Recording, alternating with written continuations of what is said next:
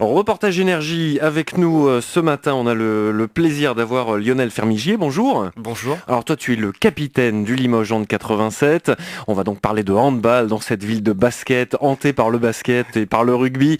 Il y a quand même une petite place pour le handball heureusement.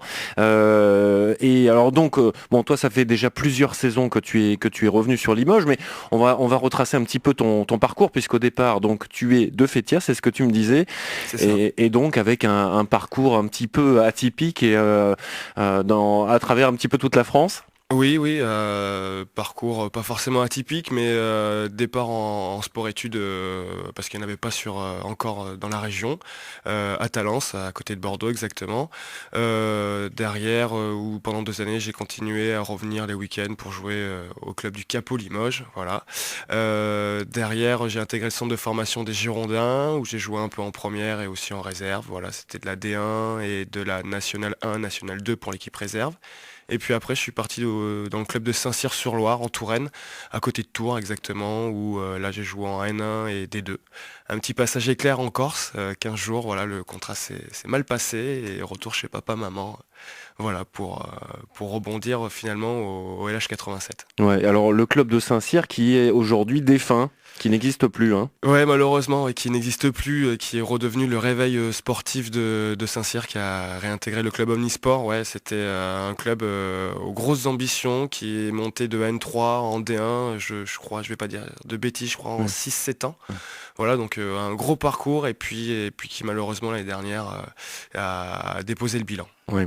Alors du coup, bon, c'est une mauvaise nouvelle, mais qui entraîne une bonne nouvelle aussi pour Limoges, puisque du coup, l'équipe a récupéré deux joueurs de Saint-Cyr. Ouais, on a récupéré deux joueurs majeurs de Saint-Cyr, Christophe Spincer, l'ailier gauche, qui avant de venir à Saint-Cyr jouait quand même au PSG en D1, et Rémi Oliver qui lui arrivait d'Ajaccio, voilà, D'accord, avant donc d'arriver à Saint-Cyr. du coup, ça amène quand même un soutien de poids, j'imagine, dans l'équipe. Ouais, ça amène beaucoup de choses. Ça amène de la compétitivité, de la combativité, de la rigueur, un jeu qui va plus vite, qui s'accélère, de la qualité en gros. Voilà.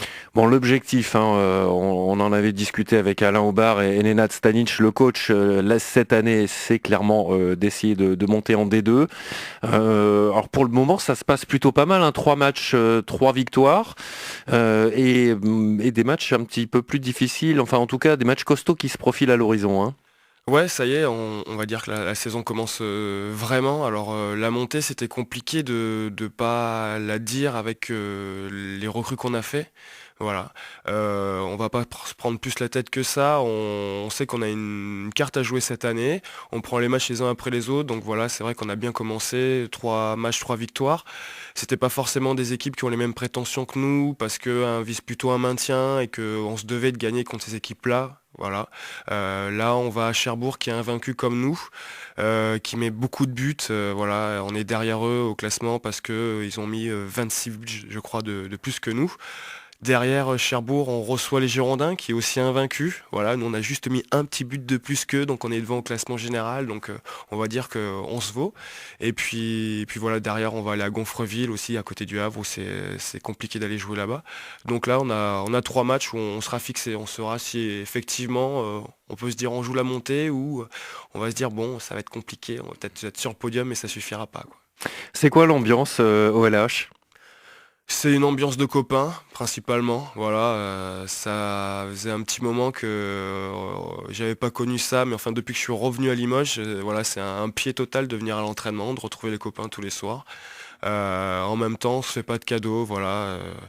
On a tout le temps envie de manger le copain, et voilà. Et puis après, ça se retrouve sur le terrain, je pense vraiment. Ouais, il y a vraiment une vraie combativité sur le terrain, ouais. Ouais, une combativité, et puis on est quand même très solidaire, donc voilà, on essaie de jamais laisser tomber le copain à côté, de le tirer vers le haut, et ça se ressent vraiment parce que je pense qu'on n'a pas encore eu forcément de moments difficiles, voilà, jusque là, mais quand ils vont arriver, je pense que justement ce côté-là de combativité qu'on met à l'entraînement, où on essaie tout le temps de pousser l'autre vers le haut, va ressortir. Comment on travaille avec Nenad Stanic? On travaille bien. Alors, on va pas se dire que je brosse l'entraîneur dans le sens du poil, non, mais on travaille bien. C'est intéressant parce que c'est un mix, je pense, entre le côté ex-Yougoslavie, côté Est, et où il y a un peu il y a de la rigueur, il essaye d'apporter plein de choses et en même temps il est hyper ouvert, quoi. Donc c'est un mix super intéressant où il partage plein de choses. Hier soir à l'entraînement, il nous demande encore si on n'a pas une meilleure idée, quoi. Donc je trouve ça super intéressant et même impressionnant de voir un entraîneur qui demande à son collectif, bon bah j'ai une idée, mais si les gars vous avez mieux, je suis preneur, quoi.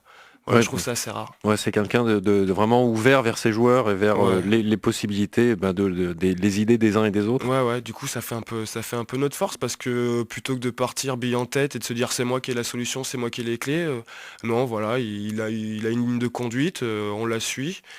Si jamais il y en a un qui a une meilleure idée, bah, il est preneur. Voilà. Toi, tu es le capitaine de l'équipe. Qu'est-ce que Nenad te demande en plus par rapport aux autres? Je sais pas ce qu'il me demande en plus, c'est le feeling en fait. Je fais le lien entre le président, l'entraîneur, les joueurs. Voilà, j'ai jamais trop compris pourquoi j'étais capitaine en fait. Voilà, c'est que je suis peut-être un des joueurs qui est le plus tempéré. Voilà, je pète pas forcément facilement les plombs. J'essaie de rester assez lucide. Voilà, donc ça fait un mix de tout ça où bah, j'arrive à communiquer un peu avec tout le monde. Quand il y a des messages à faire passer, je les fais passer peut-être plus enveloppés. Ouais. Donc voilà, j'essaie de ménager un peu la chèvre et le chou, quoi. C'est un rôle pas facile, le rôle de gardien au handball, hein. Ouais, c'est un peu le point de vue de tout le monde à l'extérieur. Après, pour en avoir parlé il y a pas longtemps avec les joueurs, c'est un rôle kiffant, quoi. Prendre plein de ballons dans la figure, tant que le ballon est pas rentré, qu'on n'a pas pris le but, bah, c'est le principal, donc ça fait pas mal, quoi. Après, c'est vrai que si on la prend et que ça rentre, là, ça fait beaucoup plus mal, quoi. Ouais. Voilà. Et oui, et puis ça bouge beaucoup. Enfin, je veux dire, par exemple, entre être un gardien de football, où il va y avoir 5-6 actions dans le match, là, il va y avoir 40, 50, 60 actions pendant le match, quoi. Ouais, ouais, ouais, c'est ce qui m'a toujours plu là-dedans, quoi. C'est que on est gardien de but, mais on a quand même une activité qui est assez intense.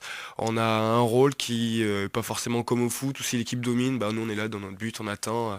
Non, on a tout le temps quelque chose à faire, et c'est ce qui est vraiment intéressant, quoi. Tes aspirations personnelles, c'est d'essayer justement d'aider à faire monter ce club. Ouais, moi depuis que je suis arrivé au LH, ça a toujours été pas mes ambitions, mais j'ai toujours essayé de donner tout ce que j'avais pu emmagasiner comme expérience, comme vécu, au-delà de mes péripéties, quoi, on va dire. Et donc voilà, j'aimerais bien je pense que le Limousin et le handball limousin méritent d'avoir un club entre guillemets de haut niveau. Donc que j'y sois ou que j'y sois pas, c'est pas forcément ça l'important, c'est qu'il y ait quelque chose qui essaie de se créer et de se structurer dans la région, quoi.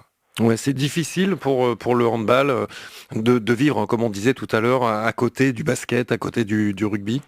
Bah ouais, c'est pas forcément évident parce que à l'heure actuelle, il y a donc c'est pas quelque chose une remarque de méchante ou quoi que ce soit, mais il y a des gens qui savent pas encore qu'il y a une équipe de handball qui joue au Palais des Mm. Sports, quoi. Voilà, ou qu'il y a une équipe qui essaye de jouer le haut de tableau 1-1 pour monter dans le secteur professionnel, voilà. Donc ça veut dire ce que ça veut dire, c'est que on n'est pas encore reconnu, donc ça c'est pas forcément un problème, mais au niveau médiatique, on n'a pas forcément beaucoup de place.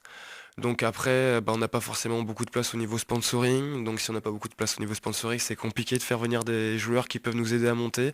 Enfin voilà quoi, c'est un cercle sans fin. Et pour casser ce cercle-là, avec le CSP encore qui joue à guichet fermé, voilà, le week-end dernier qui a fait une com de dingue, bah, nous c'est pas facile pour tirer notre épingle du jeu, quoi. Ouais, alors bah justement, c'est vrai que en jouant quelques matchs chaque saison au Palais des Sports, bon, ça aide un petit peu parce que bah il y a du monde, hein, il y a du monde qui vient vous voir quand vous allez jouer à Beaublanc, hein. Ouais, on s'est rendu compte que finalement il y avait une petite place pour nous au Palais des Sports. La mairie, je crois, et les partenaires s'en sont rendus compte parce qu'ils avaient été surpris la première fois en se disant tiens, presque 2000 spectateurs finalement, c'est pas si mal que ça. Donc ouais, on a la place, je pense, pour avoir une salle ou pour attirer du monde en tous les cas, ça c'est sûr et certain. Qu'est-ce que tu pourrais dire bah, justement aux gens qui nous écoutent pour leur donner envie de venir vous supporter à Beaublanc, bah, notamment lors du match contre Bordeaux le 22 octobre prochain? Bah, que c'est pas forcément un sport en concurrence avec le basket et le CSP, que je pense que les gens qui sont fans du basket et du club mythique de la région retrouveront les mêmes sensations. Voilà, ça joue vite, il y a une dimension de contact en plus peut-être, et puis on a besoin de supporters, on a besoin que ça crie. Et quand je vois l'ambiance qu'il y a au CSP, venez là retranscrire cette ambiance-là au niveau du LH87, il n'y a aucun souci, on est preneur, quoi. Avoir une salle pleine, ça aide aussi à avoir des résultats, quoi. Ouais, ouais, ouais, bah, forcément, on a besoin de sentir un peu ce public derrière nous pour nous encore jouer mieux, quoi. Alors, le rendez-vous est pris, hein. En tout cas, le premier match de la saison à Beaublanc, ce sera le 22 octobre, le samedi 22 octobre, contre les Girondins de Bordeaux, dans ton ex-club.